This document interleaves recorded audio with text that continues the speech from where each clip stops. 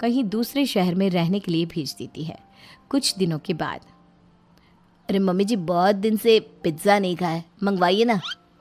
क्या बताऊं बेटा, पहले तो बेटियां खर्चा दे देती थी क्योंकि उनकी नौकरी थी, लेकिन अब तो मेरे पास पैसे ही नहीं बचे। थोड़े बहुत पैसे हैं जो बच्चों की डिलीवरी में काम आएंगे।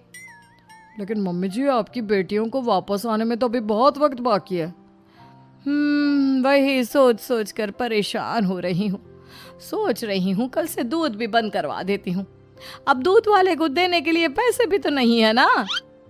अरे नहीं नहीं मम्मी जी, अगर दूध भी बंद करवा दोगी तो मुझे चाय कहाँ से मिलेगी, और चाय के बिना मैं तो मर ही जाऊंगा। क्या करूं बेटा, इसके अलावा हमारे पास कोई ऑप्शन नहीं है। मेरे पास पैसे ही नहीं बचे। इस तरह कावेरी जी धीरे धीरे अपने तीनों दामादों को पैसे देना बंद कर देती हैं और घर में खाने पीने की चीज़ें लाना भी बंद कर देती है। अब वो तीनों बुरी तरह से परेशान होने लगे थे और इसलिए एक दिन तीनों प्लान करके घर से बाहर निकलते हैं और बाजार में जाने के बाद, यार अच्छा खाना खाए हुए कितने दिन हो गए, पता नहीं कब अच्छा खाना मिलेगा। हमारी बीवियों के जाने के बाद तो हमारी हालत भिखारियों जैसी हो गई है यार। कुछ भी हो, मुझे तो आज पिज्ज़ा खाना ही खाना है। जेब में 1 रुपया नहीं है और पिज्ज़ा खाएगा, कहाँ से आएंगे पैसे?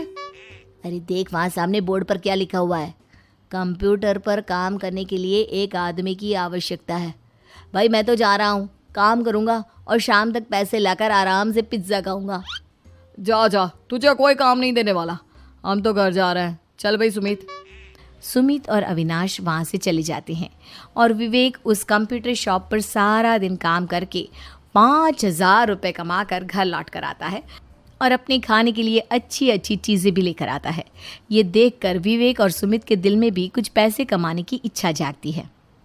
अरे सुबह सुबह कहाँ चल दिए तुम? मम्मी जी, एक बहुत अच्छी जगह मिली है, कंप्यूटर पर काम करने के 5,000 मिले थे कल मुझे। अगर रोज़ काम करूँगा तो पूरे 40,000 की तनख्वाह। अरे वाह, ये तो बहुत अच्छी बात है दामाद जी, आपको जाना ही चाहिए।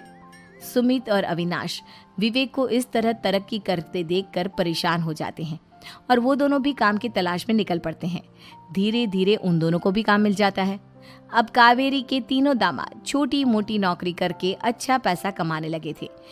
एक दिन कावेरी उन्हें अपने पास बुलाती है।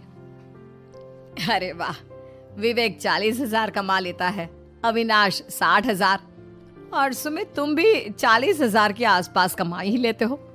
कुल मिलाकर तुम अच्छे खासे पैसे कमा रहे हो बेटा। हाँ मम्मी जी, बहुत मज़ा आता है जब महीने के एंड में मोटी रकम हाथ में आती है।